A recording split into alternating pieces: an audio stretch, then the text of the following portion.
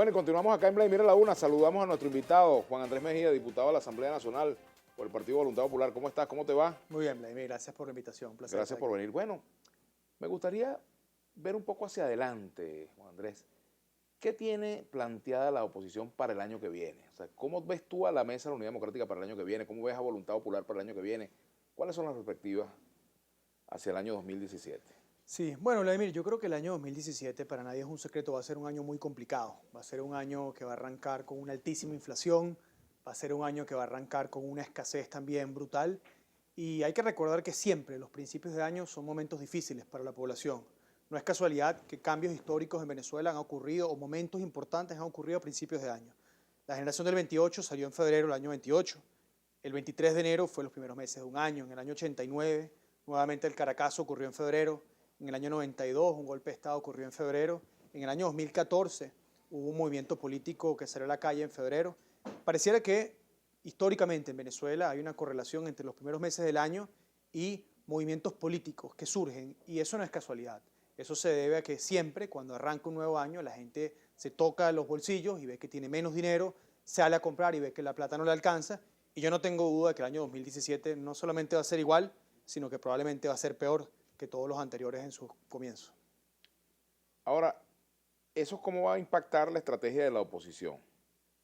Bueno, yo creo que la oposición tiene un reto importante, Vladimir. Yo creo que si la oposición entiende el momento y acompaña a la población en su sufrimiento, en sus carencias que van a estar ahí, pues pudiéramos canalizar la frustración hacia un proceso de cambio, pudiéramos permitir que esa energía se traduzca en hechos políticos concretos. Ahora, si por el contrario nos enfocamos exclusivamente en la agenda partidista, si nos enfocamos únicamente en una agenda meramente política y dejamos a un lado todos estos problemas sociales, yo creo que existe un riesgo de que la población, en medio de su sufrimiento, nos pase por encima. Yo creo que ese es parte del reto, ¿no? Claro, allí también está un tema que divide, que es el problema del liderazgo en la oposición, el énfasis. ¿Quién pone el énfasis en la política de la oposición?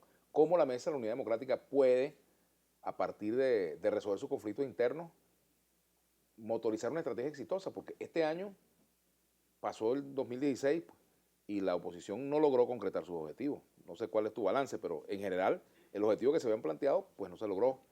Si hablamos de referéndum, por ejemplo, y si vamos un poco más lejos, sectores que se planteaban la salida del presidente Nicolás Maduro del poder.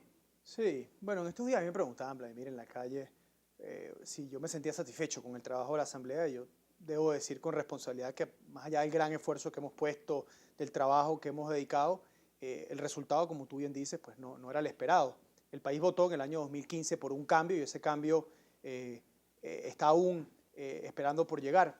Yo diría que ahí se han cometido errores y hay que decirlo con franqueza. Yo creo que más allá del diálogo, si se sientan o no se sientan, el punto era no haber abandonado la presión de calle.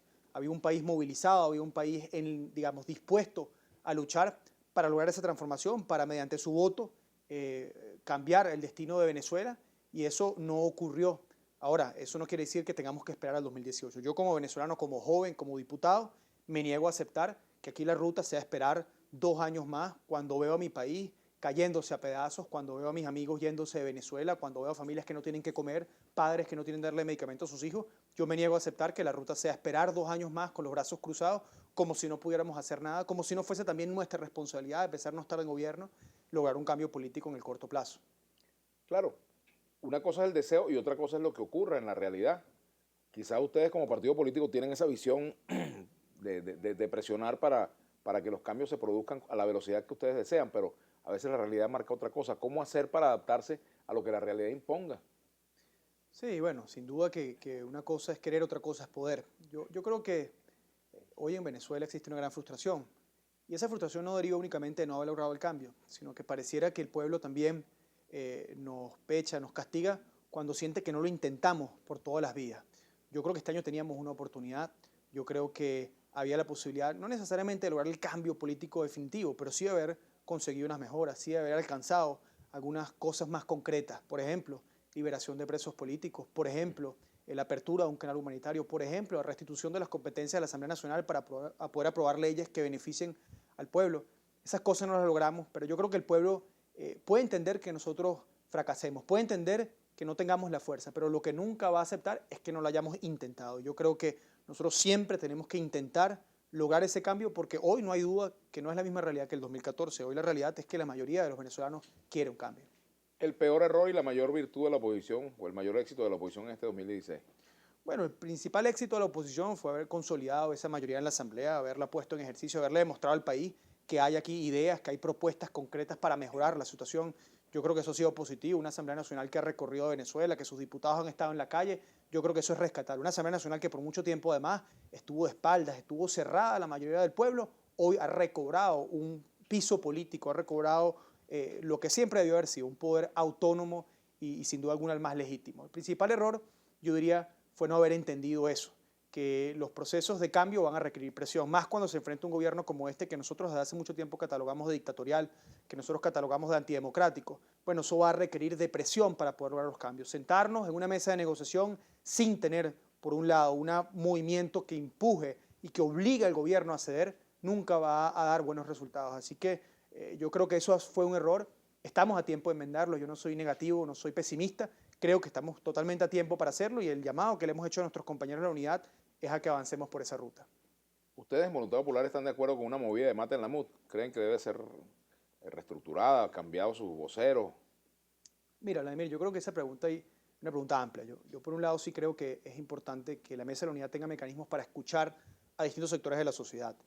Yo entiendo que las decisiones no se puedan tomar en asambleas de 500 personas, pero eso no quiere decir que no podamos escuchar a grupos vecinales, a ONGs, a movimientos de trabajadores, sindicatos, gremios, estudiantes que tienen algo que decir y que en algunas ocasiones pareciera no haber tenido un espacio ellos para, dentro de la asamblea, dentro de la mesa de la unidad, para dar a conocer su opinión.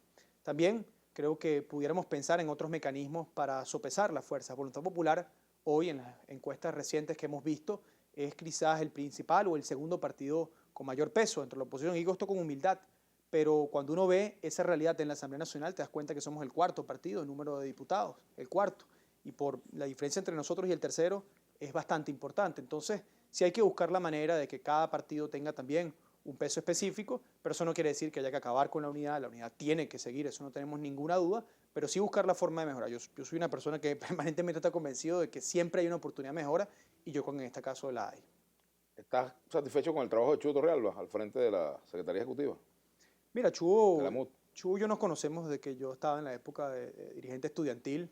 Yo lo aprecio y lo respeto mucho. Creo que han hecho un trabajo importante. Creo que navegó aguas muy difíciles en el año 2015 y también en el año 2016.